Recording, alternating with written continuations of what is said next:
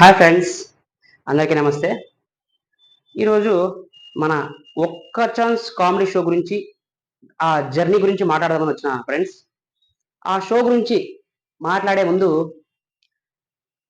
ఆ షో యొక్క నిర్వాహకులు అయినటువంటి మన మహేష్ అన్న, హేమారెడ్డి అన్న గురించి మాట్లాడదామని అనుకున్నాను.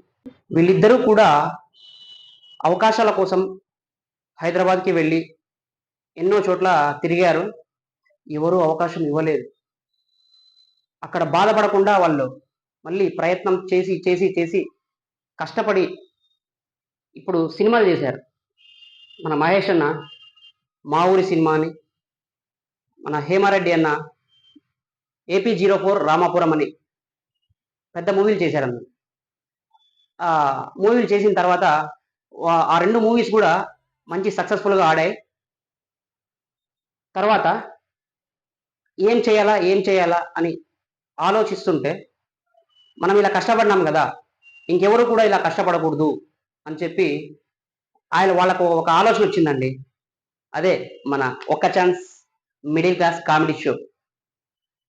వాళ్ళకు ఆ ఆలోచన రావడము మనం చేసుకున్న అదృష్టమేమో అని అనిపించిందండి నాకు.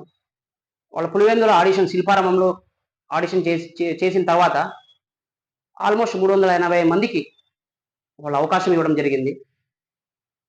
దాని తర్వాత ఇంకా మనం ఈ షోలు చాలా హ్యాపీగా, జాలీగా, సంతోషంగా, ఆనందంగా చేస్తున్నాము అంటే నిజంగా మహేష్ అన్నకి, హేమారెడ్డి అన్నకి హ్యాట్స్ ఆఫ్ అండి.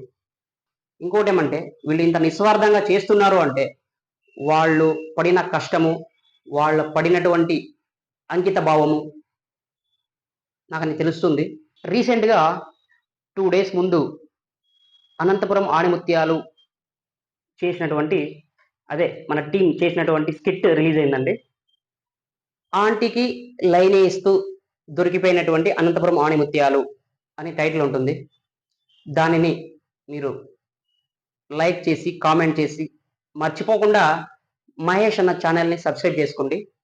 నెక్స్ట్ వీడియోలో కలుద్దామా? బాయ్.